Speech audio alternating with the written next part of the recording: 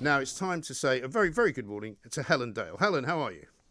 Good morning, Mike. How are you? Yeah, very well indeed. Very excited by the results of our poll that we put out yesterday, which showed, I mean, not terribly surprisingly, I suppose you might say, but 28,000 people plus is a big number for a Twitter poll. And if that was a YouGov poll, people would be singing it from the rooftops, right? But we're apparently in an echo chamber, so it doesn't matter, doesn't count. But actually, I think it does count because it shows you there's a great number of people. 81% of people do not want more restrictions on our borders. They actually want the economy to be opened up. Well, the difficulty with polling, there's always been struggles for pollsters of any sort, and this includes your Twitter poll as well as an official polling organisation like YouGov, to get what's known as a representative sample. Yes. Now, representative samples, notionally, it should be possible in the United Kingdom for a number to get one with only 2,000 people polled, but it is enormously difficult because to get a representative sample, you have to get the geography right, you have to get the age right, you have to get the sex split right as well, and that's very, very hard to do. The difficulty I don't know where the bulk of your listeners are for talkRADIO, is that you'll probably lose from the beginning on the geographical distribution. And it's interesting, you mentioned YouGov. I mean, I'm on, you're not supposed to say what questions you get asked, but I'm on the Survation panel. Okay. So I've been polled quite regularly, and I'm always completely truthful. And there are quite a number of times when I've done the Survation, filled it in, and as soon as it reveals my constituency and which county I'm in, I've dropped out because they've obviously got enough people in the sort of the Tory shires, which is what this area is. But occasionally I've been dropped out because I'm female. They've obviously got enough women. Yeah.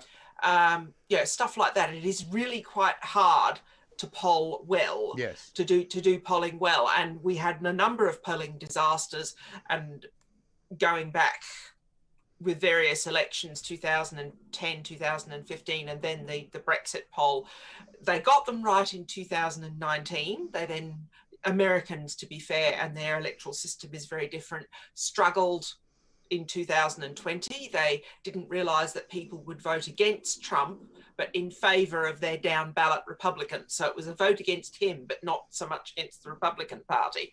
That kind of thing. But it's very, very difficult in America to do accurate polling. And I have seen suggestions from people who are more numerate than me that it may actually be impossible to do in the United States. I think it's very, very difficult to use polls for anything, given the recent history of their inaccuracies. And I think it's far from scientific. I mean, I know lots of pollsters will tell you it's very scientific, but I'm sorry, I'm not buying that. It's about as scientific as Sage is scientific. You know, they think they know what they're doing, but they don't. I mean, you can always go. I mean, we used to do polls in newspapers all the time, and the first thing the pollster said to you was, "Well, what result do you want to get from the poll?"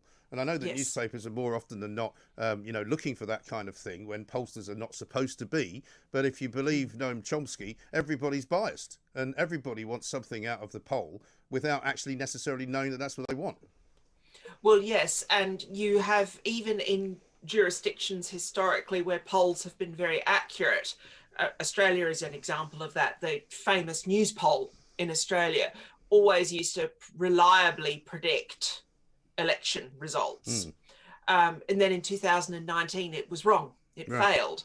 And that was very, very unusual in the context of Australian history, because part of a problem with an election poll or a referendum poll is people telling you that they will vote and then they don't. Now, and that's always something that has to be, to use the statistician's expression, it has to be controlled for with a poll that in this country or in the United States. Now, in Australia, you don't have to control for that because of compulsory voting. So one of the three things that make life difficult for pollsters, the worry that people are not actually going to physically go to the polling place after they've told you how they're going to vote, is not an issue in Australia for that reason, and it does mean it's easier to get accurate polls. Yeah. But then in 2019, even the Mighty News poll was felled and got the outcome of the Australian election wrong. Yes. Even there. Well, listen, I know that it's not in any way a similar situation, but while we're talking about Australia, before we get to your CapEx piece, which is fascinating in itself, let's talk a bit about this lockdown latest from Matt Hancock, you know, the quarantine in a hotel scenario. I can see how it worked in Australia. In fact, I know somebody, I think I've told you before, who went back to see his parents in Perth, was immediately taken from the airport in a car to the hotel, put in the hotel, was told he couldn't come out, all worked fine. I can't see that happening here somehow. Well, basically, interestingly, you mentioned CapEx. I wrote a piece last year because I was seeing increasingly hysterical claims from various people where everybody wanted coronavirus, and the way these few countries that have been very successful at managing it, and Australia is one, they all wanted them to be politically similar. Yeah. You know, so they were trying to make an ideological point, or run by women. So they were trying to make a mixture of an ideological and a feminist point, or to all use the same scientific strategy. So they wanted to make a science point. And at this stage, this gives you an idea, it was an anti-SAGE point, because SAGE were at the time recommending against masks, and then they changed their tune. And I became increasingly annoyed with this. So I finished up writing a piece where I just said, you know, Jacinda Ardern is in New Zealand is centre left. Scott Morrison in Australia is centre right. He's actually quite conservative. He's an evangelical Christian, which is relatively unusual in the context of Australian politics. The government in Japan is centre right. The government in Taiwan is centre left. Vietnam is an autocracy. It doesn't even have elections. You know, South Korea, different political system again. And then they all used different science. Like there was never at any point mask mandates in New Zealand. In Australia, there were only mask mandates in Victoria. Right. You know, the rest of the country didn't do this at all. South Korea used test and trace. However, we now know that the test and trace software that South Korea used is not something we can reproduce in the United Kingdom or in the EU, because we've got we've got privacy rights legislation that they don't have in South Korea.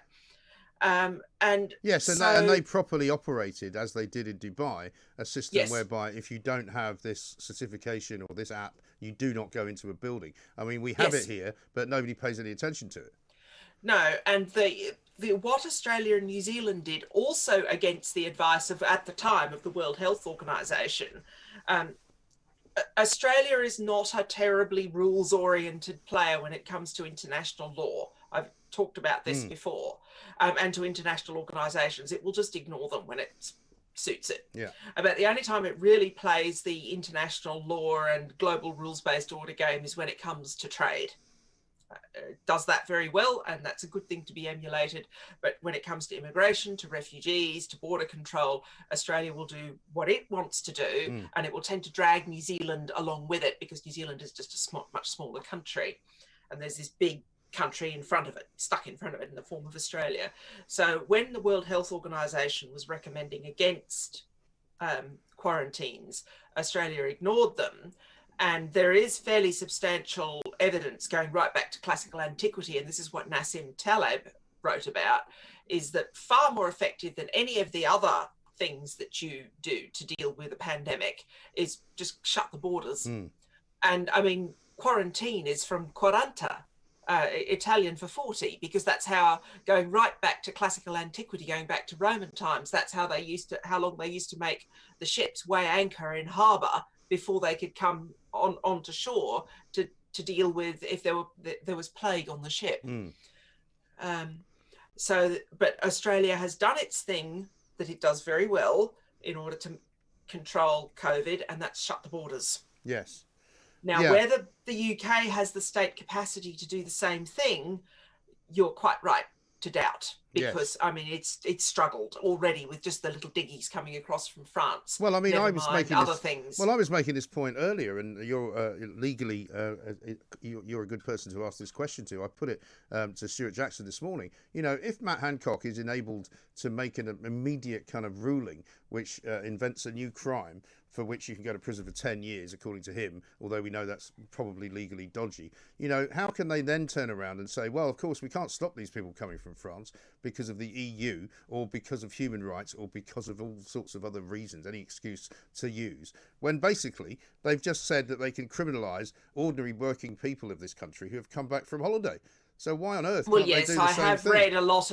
I have read comments from a number of lawyers suggesting that this is all bluster, alarming and not possible because of the absence of parliamentary scrutiny. I mean, it's the usual thing of I mean, people, I recognise that people dislike lawyers. They think we're roadblocks. They think we get in the way, and so on and so forth.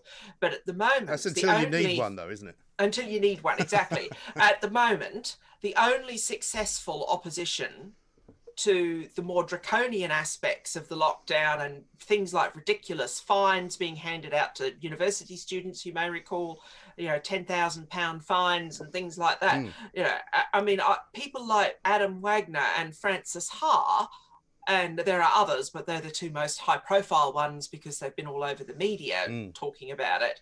They're the ones protecting your civil liberties at the moment.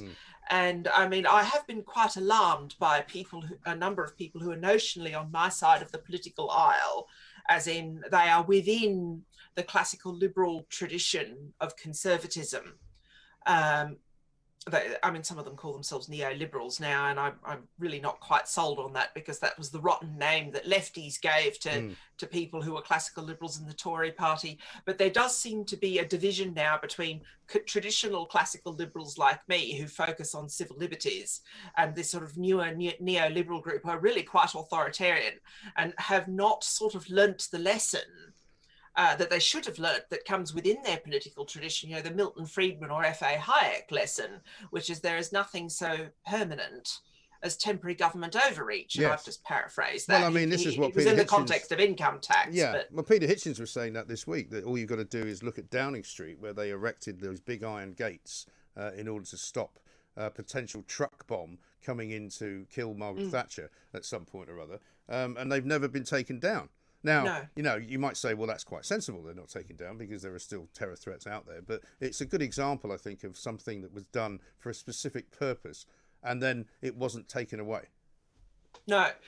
And this is more broadly, I mean, people have now, we've had lots of complaints, for example, about the difficulty with the police using the hate crimes operational guidance, which originally was developed on the back of the Macpherson report, to report, you know, to arrest people for improper comments about whether it's the transgender issue, whether it's about Captain Tom, that's the latest one, you know, whatever, you know, it's sort of, you're nicking someone for something that they said in a tweet.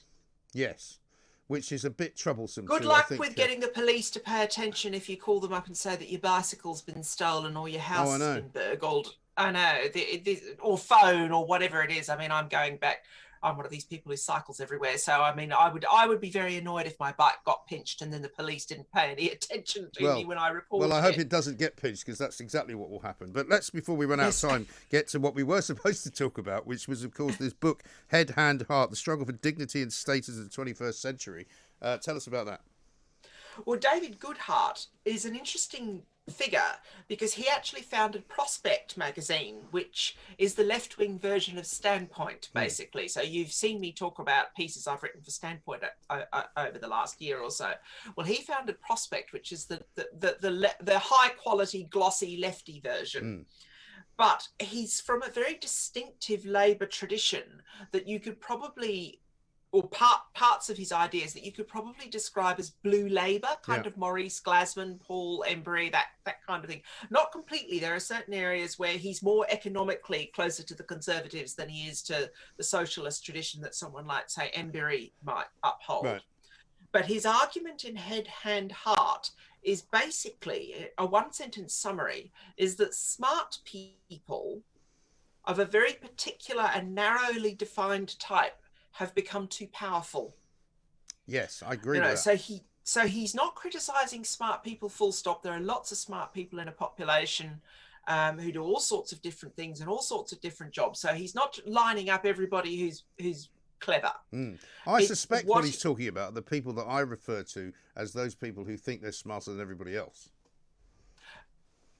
That covers a lot of it, but basically what he's talking about is that he describes them as a cognitive elite, people who, for want of a better word, although my social class isn't quite right, but people like me, you know, who went to Oxford or Cambridge and then have just basically never had a difficult day in their lives, as to a large degree as a result of it.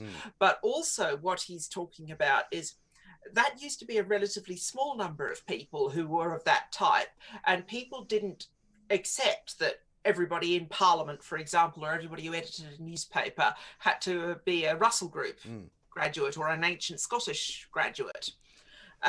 They didn't used to do that. There was always room for people who came up via the trade union movement, via the skilled trades, and via both arms of the medical profession, not doctors, but nurses as well.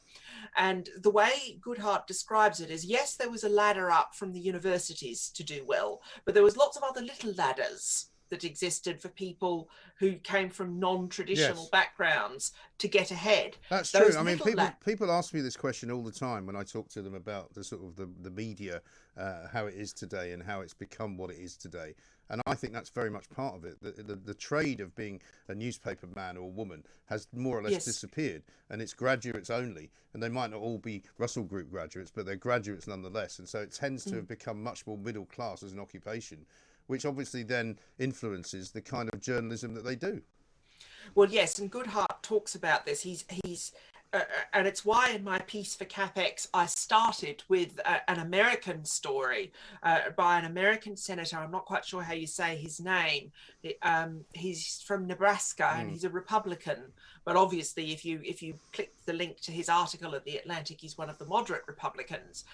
His name is, I think, Senator Ben Sasse, S-A-S-S-E. I think you say it Sasse. Okay. And anyway, he talks about exactly what you're talking about in his article, the failure of the legacy media to provide proper news gathering and the conveying of useful information to Americans on both sides of politics.